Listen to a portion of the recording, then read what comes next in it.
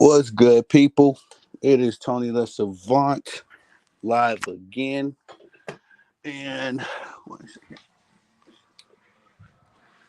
man, we talking about instant thriller, instant classic, probably one of the top three games to ever go down, not just in the SEC, but between these two world class heavyweight teams.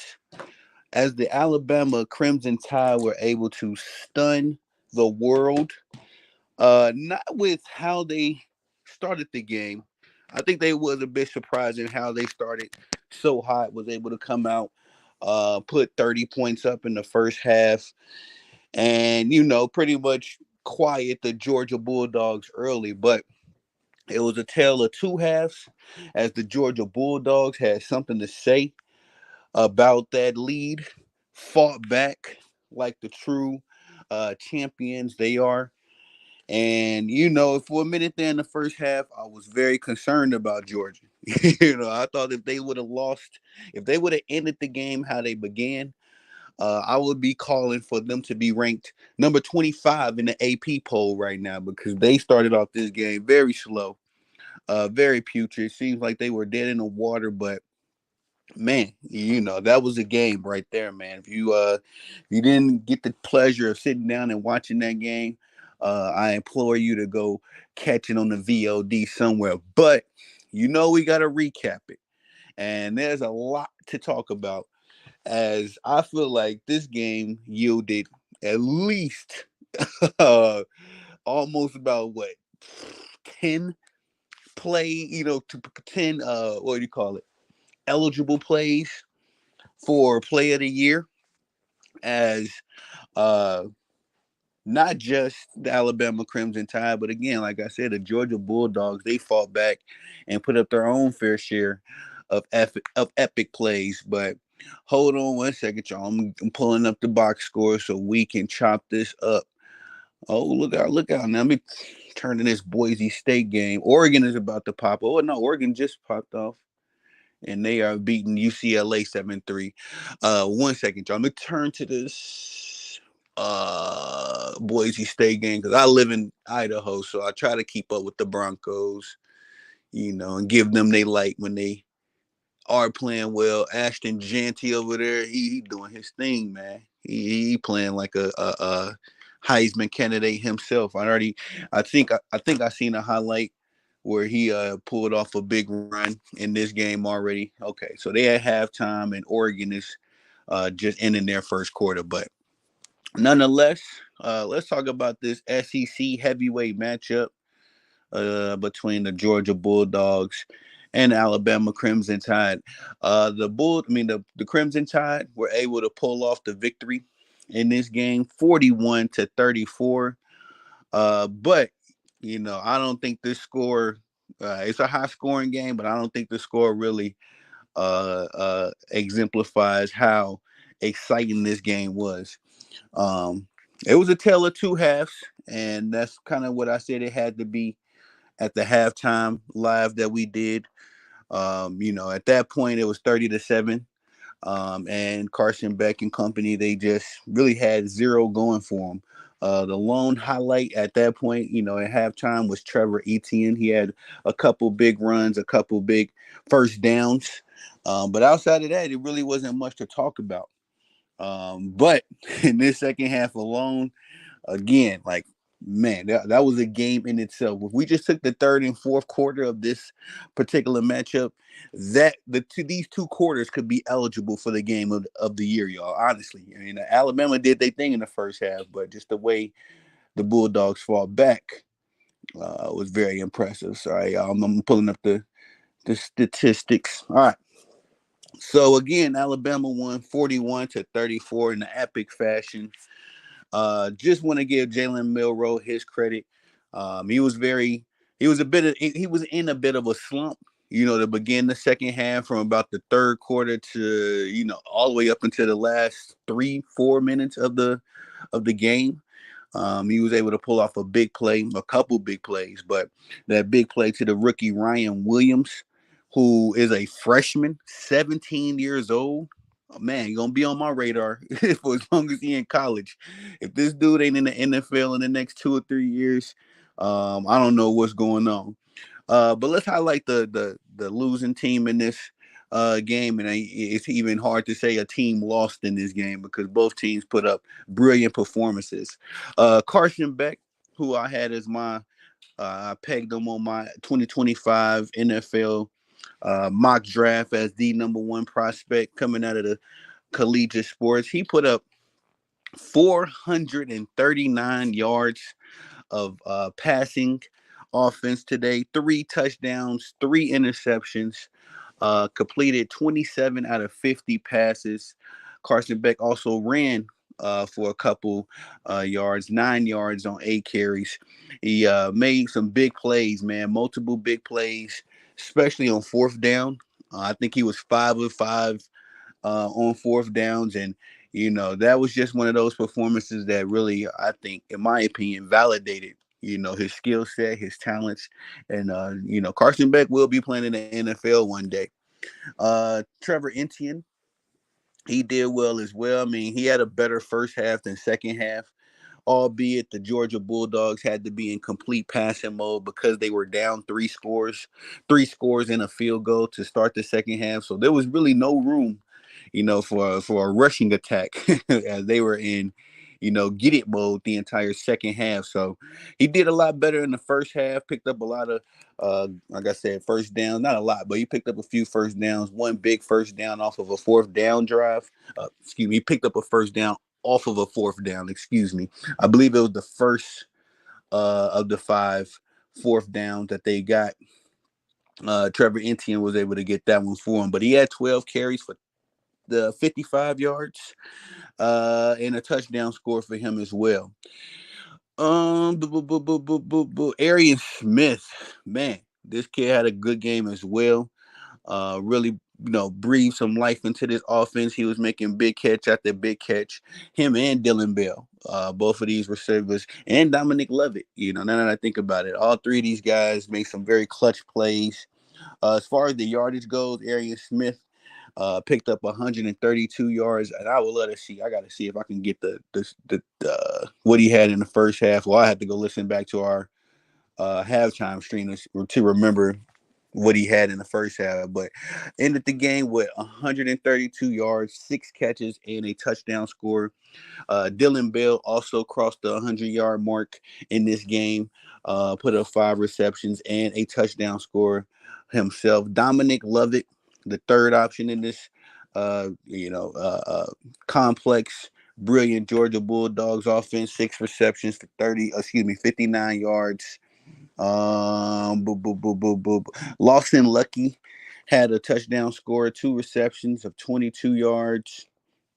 The fumbles, the turnovers for, excuse me, not just the turnovers, not just the fumbles, excuse me, the turnovers for Georgia were something that, plagued them this entire evening, especially when it came to interceptions, as Carson Beck threw an interception to seal the Georgia Bulldogs' fate in this game. They was on a nice drive to try to complete the comeback, and I believe it was said that this would have been the biggest comeback in as far as two teams being in the top 5. This would have been the biggest comeback in college football history. But man, Carson Beck just had one too many turnovers. He lost the fumble as well. Trevor Etienne fumbled, but they was able to recover that one. And yeah, that's about it for the Georgia Bulldogs. Again, tale of two halves for them. And if they would have continued to keep up the play that they was putting up, before in the first half, I would have said, yeah, I would have been calling for them to be ranked 25 because that was unacceptable, especially on the game of this magnitude. But I can't be completely upset with them as they did show heart and fought back in the second half for the victor. Roll Tide Roll. Now y'all know if you don't know, I'm a huge Nick Saban fan. I picked Georgia to win this game, but it was against my I guess you can say better judgment. I'm not. I'm one of those dudes. It's not like a. I'm not a Laker fan. I'm a Kobe fan, and it's the same kind of deal with the Crimson Tide. Like I'm not an Alabama fan. I was a Nick Saban fan. Nonetheless, I still have a heart for Alabama. And I was impressed with what they were able to do in the first half. Again, they were just dancing. They were just doing whatever they wanted, big play after big play. I think their first 3 or 4 drives they scored touchdowns on. I think for sure the first 3 drives because I tweeted on that one. But um, in the second half they started out slow. Jalen Milroe was a little bit stagnant to start the second half, but they were able to make those big, the same way they started the game with big plays. They were able to end the game with a couple big plays. None more bigger than the 75-yard bomb that Jalen Milroe threw to the young 17-year-old Ryan Williams. Apparently, this young man was in high school all but 6 months ago, and now he made the biggest play perhaps I don't want to say in Alabama's history, but it's got to be up there. It's definitely going to be up there, especially with a game like this, especially with your rival, Georgia knocking on your doorstep because there was a lot of talk about Georgia being the next Alabama. I don't know if y'all recall that, but the last 2-3 years, as the Alabama Crimson Tide kind of lost some of their luster, there was a lot of rumors and a lot of hype going towards Georgia about them being the next quote unquote Alabama under Kirby Smart, whom we will talk about as well. But for the victor, Jalen Milroe um, put up a Heisman performance. In my opinion, this dude has had 2 passing touchdowns, 2 rushing touchdowns in every game of the season so far, and continued that trend in this game as he was able to get 2 passing touchdowns, completed 27 of 33 passes, and had a big yardage game as well, 374 yards to be exact. He did have 1 interception, and excuse me, I can't recall if it was the first or the second quarter, but early mistake, and played mistake flawless free. I mean, excuse me, he played mistake free flawless football from that point on. On the ground, he led the way in that department as well. 16 carries, 117 yards. Again, 2 touchdowns. His longest run was 36 yards. He was able to pull that one off in the first half. Got a little help from Justin Haynes as well. Justin had 35 yards for 6 carries. He had a 23-yard rush as well. That pushed the momentum for this team. In the reception core, again, Ryan Williams, number 2, and not just him. Ryan Williams, it's another number 2. What's this young man's name? Uh, Xavier Brown. Yeah, he made the game-winning interception, man. And both these young dudes are freshmen, and both of them were number 2. So I think they're gonna keep them on your radar, man, for the remainder of their collegiate careers. I think they're gonna be very instrumental in whatever Coach DeBoer and the Alabama Crimson Tide have planned these next few seasons. But again, Ryan Williams led the way, 6 receptions for 177 yards. Also had a touchdown score himself, game winning touchdown with the 75-yard bomb from Jalen Milroe. He averaged 29 and a half yards a catch. That is video game stuff. That stuff I do with my creative player type game. So big game from the freshman. We also got who else put up some? Jam Miller. He had a good touchdown reception as well. Uh, and it was pretty much by committee at that point. Jeremy Bernard had a couple catches. CJ Dupree had a couple catches as well. Again, just by committee. But Ryan Williams was doing a lot of the heavy lifting. Again, Xavier Brown got this game sealing interception. And I gotta say, man, I don't know why the Georgia receiver didn't fight a little harder for that pass. I don't know if it was fatigue or just I don't know what it was because Georgia did have to give their all just to come back in this game. So I would imagine the young man was a little again fatigued, tired at the end of the game. Georgia was giving their all. I mean, it was down to the point where they had to convert several fourth downs to keep their hopes alive in this game, just to have a chance to win. Yes, fourth downs, y'all. They had multiple fourth downs. So I would imagine that takes a lot of mental energy, a lot of physical energy as well. As they started this half down, 23 points, and they were able to put up 8 points in the first half. I mean, excuse me, the third quarter, and 19 points in the fourth quarter. So just exerting a lot of energy just to make a comeback. On the defensive side, it's also you had Domani Jackson. He picked up an interception in the first half, and as well as Jahai Campbell. That's about it. Fumble recoveries, Ryan Williams. You've had one, and Marion Latham. He had a fumble recovery as well. Again, very flawless football by the Crimson Tide. Very impressive football, man. I was really wondering what the Crimson Tide would look like post Nick Saban, but it looks like the Nick Saban influence is still on this team, as they have remained, just as dominant as they were in the Nick Saban era. Kirby Smart, man. I have mixed feelings about Coach Smart in this game. Because of course how the game started was unacceptable. This is the first matchup between Kirby Smart and the Alabama Crimson Tide since Nick Saban has retired. A lot of folks was, singing the praises of Kirby Smart. I mean, I guess I could throw myself in that lane as well. But a lot of people were anointing Kirby Smart as the pseudo best coach in college football since Nick Saban had retired. It was kind of like a passing of the baton. And Kirby Smart really had an opportunity here to plant his flag as the best coach in college football in the post Nick Saban era, but just came up short, just one touchdown short. But I just got a feeling like, the game plan wasn't as solid as it could have been. The defense didn't seem locked in like they should have been. Carson Beck, he looked like a deer in headlights for the first 30 minutes of this football game. And I just feel like, I don't want to blame the coach for everything, but you got to put some of the accountability, a lot of the accountability, but some of the accountability in this situation on him. You got to have your team ready mentally, physically, ready for a game of this magnitude. Especially when you got the whole world watching, every college football player that's not playing at that same time as you is definitely watching this game. Every prospect recruit is watching this game.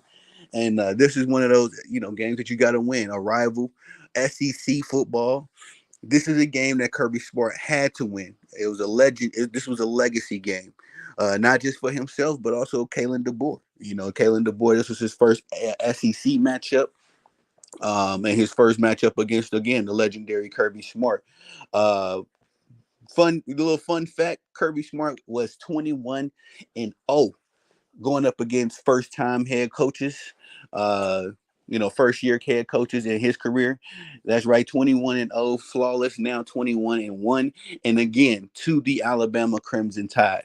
Over these last 6 years, or at least the six matchups, he went 1-5 versus the Alabama Crimson Tide, which is, when you talk about SEC football, you're talking about a lot of pride. You're talking a lot of high stake, a lot of bragging rights.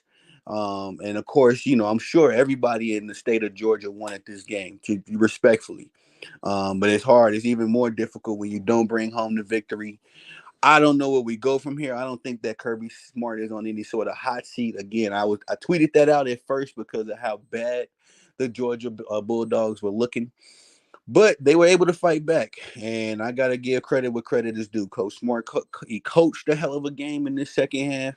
He was able to lock his team in. I guess better late than never. But when I say these kind of games, these rivalry games, you have to win. You have to win them. I say it like this as well. If Georgia would have lost to Oregon, if they would have lost to another or another SEC team, almost, other than like maybe another heavyweight, Georgia, you got Alabama, is Tennessee? I don't think Tennessee is SEC. I can't recall. Forgive me if y'all can remind me in the comment section. But anyway, it's just one of them type of games there where you have to win. You know what I mean? Especially when you're going up against your rival. And I think, just in my opinion, if this was a good game, close game versus any other program, not Alabama, then Kirby Smart would have been able to take this loss gracefully. But the fact of the matter that this was the first matchup versus your number one rival versus the team that you're supposed to have been dethroning as the quote unquote best program in all of college football, not just the SEC. Man, I feel bad for Coach Moore. This was one that he had to have.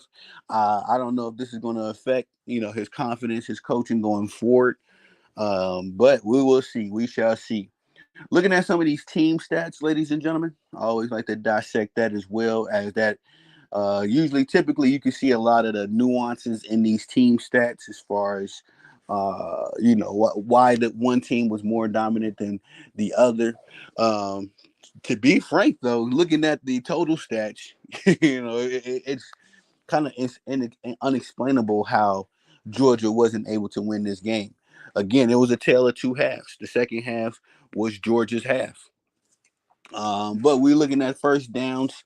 Georgia was able to complete 25 first downs. Five of those came on fourth down plays. 21 for Alabama. Third down efficiency. To in the first half, I recall it was zero. The Georgia Bulldogs were 0 for 5. They were able to recover a little bit. They went 3 for 10 in the second half to finish the game with 3 of 15. It was about the same for the Alabama Crimson Tide. They were 2 of 5 on third down conversions in the first half. They ended the game 3 of 11. So, what is that? 1 of 6. In the second half, and I'm sure that big.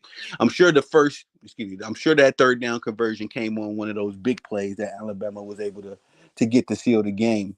But we're looking at total yards. This was a high scoring affair. A lot of air yardage in this game, as the Georgia Bulldogs were able to accumulate 400. Excuse me, 500. No. That's just total yards. Okay, 519 yards for Georgia. 547 for Alabama. Passing yards is what I initially was looking at. 439 for Georgia. 374 for the Alabama Crimson Tide. So a lot of yards, a lot of air yardage, a lot of big plays. Again, in this game, man, there's at least, man, I might be shortchanging them when I say 10. There's at least 10 plays in this game that could be eligible for plays of the year. Just big play after big play, not just big plays, but clutch plays as well, effort plays. There was a couple plays Carson Beck made with his legs. So just one of those type of games. We're looking at interceptions. Of course, Georgia had 3, 1 for Alabama. Rushing yards, wow. Okay, so this is a crazy stat. Georgia had 80 yards at halftime, ladies and gentlemen, of rushing yards. They ended the game with 80 yards. So not one rushing yard in the second half of the game. That is a fascinating stat. And definitely considering they have one of the, if not the best running back, maybe you can throw another name in the hat, but I think that Trevor Etienne is uh, probably the number one running back in the draft right now, prospect. Anyway, but only 80 yards, and like I said, that is profound. 173 rushing yards for the Crimson Tide. But we'll be looking at penalties. Absolutely bit Alabama in the butt, especially on the defensive plays. It was crazy how many first downs. Let me see how many first downs were. Do they show this on here? I know they show it on NFL total stats. They don't have it on here. How many first downs you get off of penalties? But nonetheless, there was a lot of defensive pass interferences that the Alabama Crimson Tide suffered, and especially in that second half. They could have sealed this game a long time ago, but again, they kept Georgia in it with those, just how can I say it, little mistakes. I think Alabama was just overhyped. I think they was very excited to get this victory. And so, they was a little bit hyped up on some of those plays and stopping the receivers for Georgia. But they had 10 penalties and suffered 90 yards in penalty yardage. There was only 6 penalties for the Georgia Bulldogs. And I want to say, I can't recall how many penalties Georgia had in the first half, but they didn't make a lot of mistakes in the second half, to their credit. That's pretty much it. Time of possession. Georgia was able to kind of pick it up in that regard. They had the ball for almost half of the second half. They had 11 minutes and about 15 seconds in the first half. They concluded the game with 27 minutes and 26 seconds of time of possession. For the Alabama Crimson Tide, 32 minutes and 34 seconds. Again, they had the ball in the second half for about half of the half as well. Boom, boom. Oh yeah, Tennessee is in the SEC. Okay, okay. So this is what I was trying to say. If Georgia would have lost to, I don't think you could lose to LSU. I don't think you could lose to Tennessee. If they would have lost to like A&M, you know what I mean? If they would have had a game like this against Texas A&M, Auburn, maybe even throw Florida, Arkansas in there, one of those type teams that's not exactly a rival. Of course, it's all bad blood in the SEC. You got to win everything in the SEC. But if you would have lost to one of those teams, like I say, I think you get a pass. Yeah, I think you get a G pass. At least from me. But you cannot lose to Bama, man. You can't, and especially when Kirby Smart and Georgia have been haunted by Nick Saban. As long as Kirby Smart has been the coach for the Georgia Bulldogs, they have been haunted by Nick Saban. And now we start in the DeBoer era, and you're 0-1 versus Nick Saban's predecessor. Successor. That is crazy. And that's why I say, man, this is just one of those games where going forward, honestly, I'm going to be looking at the confidence. I'm going to be looking at Georgia a lot closely now. Considering all things considered, they had a comeback victory versus Kentucky, but it was a very ugly game. You've seen a lot of the holes in their game in that matchup. I think that Kalen DeBoer, and his coaching staff studied that tape, perfectly, because Kentucky was able to exploit a lot of Georgia's weaknesses in that matchup 2 weeks ago. Um, but this was a game, like I say, man, I can't hammer it in enough. This was a game that I truly feel like Kirby Smart had to win to plant his flag at the top of the college football hill as the best, the top dog in the game. No pun intended. No pun intended. But just an instant classic, instant thriller. One of those games that I know for sure we'll be talking about for a long time. And, in my preview, my predictions of this game, I expressed that there's 100 years of history between these two teams. A lot of classics, a lot of blowouts, a lot of championships between these two teams, and respectfully, the last 10 years or so. Um, it's been Georgia versus Alabama, in the SEC, and then it was everybody else, So we'll see moving forward how this goes. I'm going to tap into some post game interviews. I love watching those just as much as I like watching the games, because I like to see how the players and the coaches, how they thought about the game, their perspective of the game as well. And we're going to get ready for some NFL Sunday football tomorrow. Um, I got to watch these Broncos play too. Boise State just started the second half. Ooh, we got here? Fourth down. It's a 4th and 1, and they went for it. Let me see. Did they get it? Oh, it's Washington State. I'm sorry, y'all. Washington State was on the. I thought Boise State had the ball. Washington State just converted a 4th down. They 4-0 too. Them Cougars. Look at them boys. And my Broncos, I'm gonna say my Broncos, because I ain't really never had a college team, but now that I'm in Idaho, I'm gonna rock with the blue team, man. This field is crazy. Looking at the Boise State field, dang near hurts my eyes, because their jerseys are the exact same color as the field. You know what I mean? I might take the Boise State Broncos, man. I'm gonna go ahead and make them my college team, because I ain't never seen a field like this, and I've always thought it to be weird. I kind of like weird stuff, but. Anyway, instant SEC classic, instant thriller, a lot of highlights. Going to be a lot of talk surrounding this game for sure for years to come. And we're going to see where these programs go moving forward. It's very much so possible that they meet up again in the SEC championship. So we'll see how that goes. Maybe Georgia can, get their revenge at that point. And I'm interested to see how the college football playoff format is going to work this year as well, considering that 12 teams can get in. These kind of losses before in years past would be, they would instantly disqualify you from the 14 format. And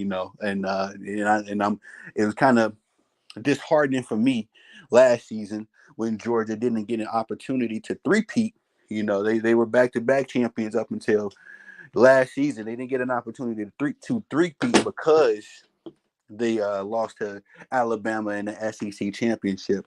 That might not be the case this year. Again, it's a little bit more leeway, a little bit more, a little bit more rope that you got. You can afford to lose a game or two or three with this 12 team format. So we'll see how Georgia is able to recoup.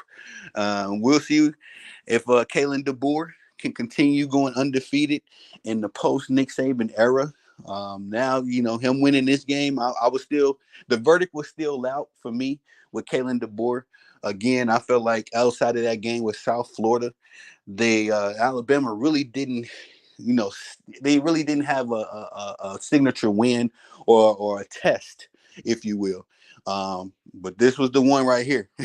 This was the one, and I feel like Kalen DeBoer is going to be one of those next great coaches in the SEC if he continues coaching like this.